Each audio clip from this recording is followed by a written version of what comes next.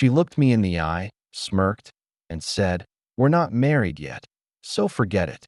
Those 6 words changed everything, because in that moment, I realized she didn't just betray me. She respected me. She thought I was weak, that I'd swallow her lies, choke down my pride, and walk down that aisle like a trained dog. So I did the one thing she never saw coming. I let the wedding happen, but not the way she planned. This is my story, and if you've ever been lied to by someone you loved, you're going to understand exactly how I felt. My name is David. I restore classic cars for a living, not because it pays the most, but because I can see the damage, I can touch it, fix it. If the engine's shot, I replace it. If the frame's bent, I straighten it. Simple, honest, no hidden rot. That's how I thought love worked too. Find the problem, talk it out, fix it, move forward.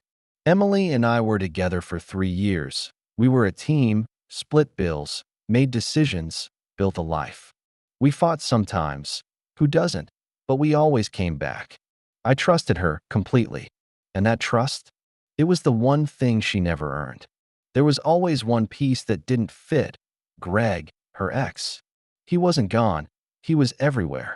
A birthday text, a comment under a photo. Just friends, she'd say. We have history. I believed her, not because I was naive, because I valued trust. I didn't want to be the guy who snooped, who accused, who lived in suspicion. But looking back, that trust wasn't strength, it was blindness. And the night before our wedding, reality hit like a sledgehammer. We followed tradition, spent the night apart. She went with her bridesmaids. I stayed home with my brother Mike, my best man. I wasn't nervous. I was excited. This was it, the start of everything. Then at 2 a.m., my phone buzzed, a text from Megan, one of Emily's bridesmaids, married to one of my closest friends. "I'm so sorry, Dave. I can't be part of this. I've gone home." Check the location tag on the photo Emily's sister just posted. My blood went cold. I opened Instagram. Her sister, the maid of honor, had posted a group shot, everyone laughing, doing shots, caption, "One last night of freedom for my girl." I clicked the location, a bar 2 blocks from Greg's apartment. I didn't panic. I didn't call. I just got in my truck and drove, not to the bar, to Greg's building. And there it was, Emily's car, that little dent on the rear bumper, the one from 6 months ago when she backed into a pole. I'd fixed it myself. I knew every scratch. It was her car, parked outside his place, at 3:30 in the morning. I sat in my truck, engine off, silence so loud it hurt. And in that moment, I didn't feel heartbreak.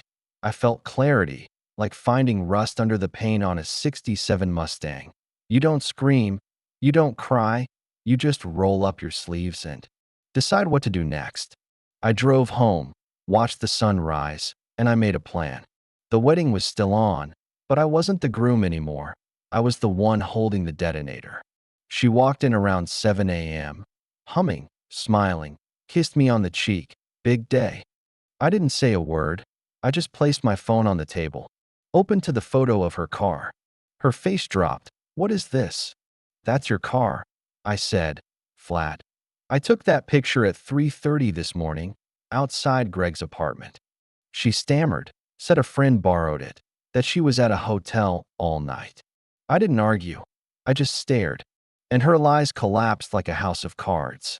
Finally, she stopped. Her eyes hardened. "Fine," she said, crossing her arms. I saw him.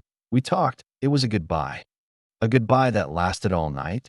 She looked me dead in the eye, and then, the smirk. "We're not married yet. David, technically I didn't do anything wrong. It's not cheating if we're not married. So just forget it. We've got a wedding to get to." That was it.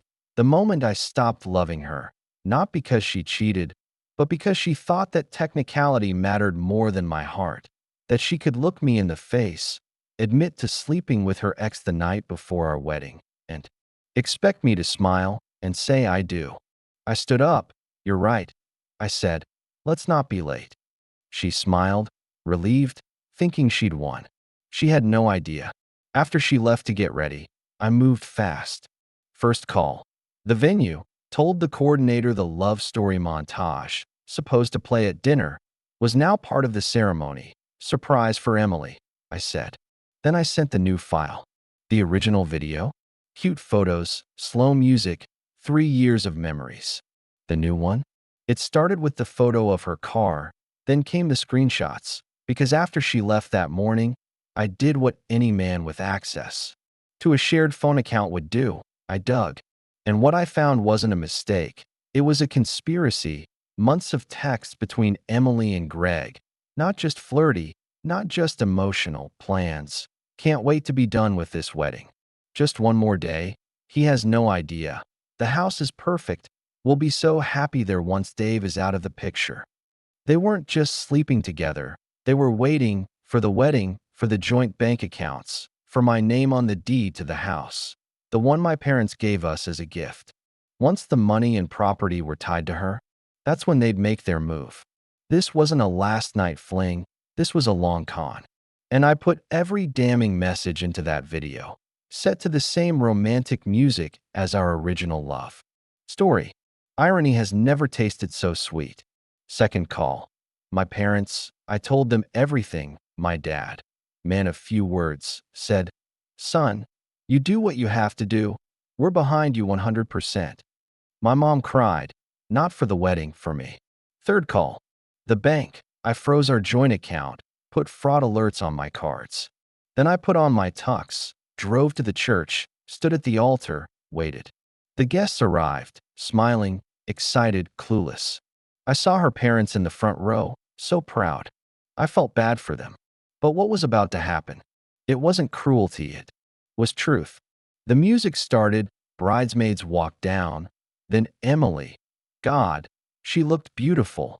White dress, radiant smile, the perfect bride. She reached the altar, squeezed my hand, whispered, "See? Everything's going to be perfect." The officiant began, talked about love, trust, commitment. I almost laughed. Then he got to the vows. That was my cue. Before we do that, I said, calm, clear, raising my hand. I have something I want to share, a tribute to my beautiful bride. She smiled, confused, thinking this was romantic. I nodded to the coordinator. Lights dimmed, screen lit up. First image, her car. Gasps. Then the texts, huge, inescapable. Can't wait to be done with this wedding. He has no idea. We'll be so happy once Dave is out of the picture. It's done. He's a fool. I'll see you in a few weeks. Romantic music played. The room was dead silent. I didn't watch the screen. I watched her. Her face went from confusion to shock to horror. Her mom was sobbing. Her dad looked like he'd been punched. When it ended, the screen went black. Lights came up. I took the mic. There will be no wedding today. Pause. Let it sink in. As you can see, the bride has made other arrangements. I looked around. My family and I have paid for a wonderful reception. I ask that you all stay, eat, drink, enjoy. This is no longer a wedding. I paused again. This is a celebration of truth and a celebration of dodging a bullet. Then I turned to Emily. The smirk was gone. All that was left was shame, panic. I repeated her words. We're not married yet, I said. So I believe this is where we forget it. I dropped the mic, walked down the aisle, didn't look back.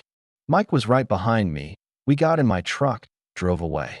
Last thing I saw in the rearview, Emily, still standing at the altar, alone, in a dress she'd never wear again.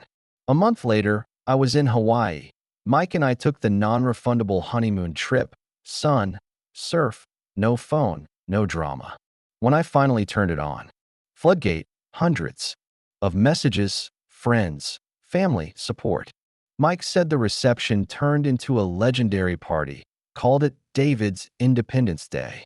But then, the other wave, Emily's dad, voicemails, rage, threats to sue for defamation, humiliation, wedding costs, called me a monster. Her sister? Long texts. She made a mistake. You're a psycho. And Emily? Her messages were a journey. First, Rage. You planned this to destroy me. Then, bargaining. Let's fix it. I'll go to therapy. I'll cut Greg off. Then, midnight texts. Just one word. Please, sorry, talk to me. I didn't reply. My lawyer did.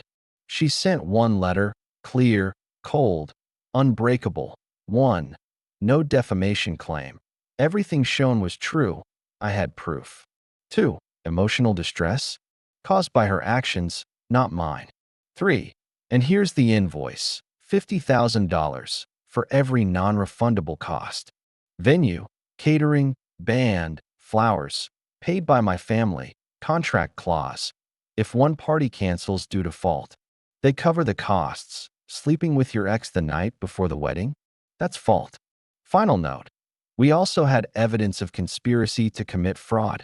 If they sued, we'd countersue and go public with everything. The threats stopped cold. The fallout?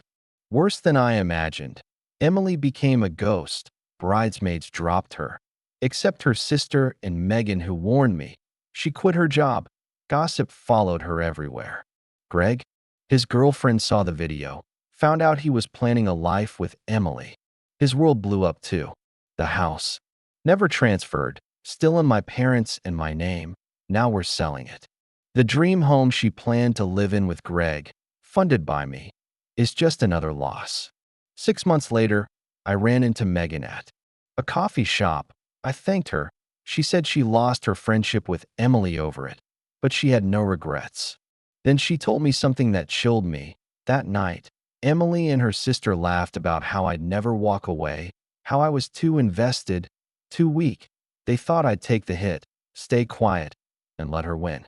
That's when I realized this wasn't just about cheating. It was about arrogance, about believing they were untouchable, that the rules didn't apply to them.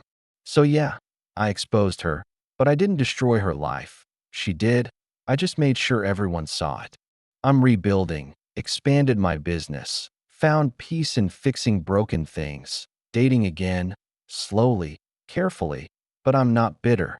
What she did says everything about her, nothing about me. The greatest revenge? It's not the public takedown. It's the quiet life after, the peace, the freedom. She thought she was closing a chapter with Greg that night. Instead, she closed the entire book on the life she thought she'd have. And me? I'm on a new road, in a car I built myself, and the future? It's wide open. So tell me, what would you have done? Would you have walked away quietly? Or would you have made sure the truth wasn't just known, but felt? Drop a comment, because sometimes the most powerful thing you can do is turn on the lights.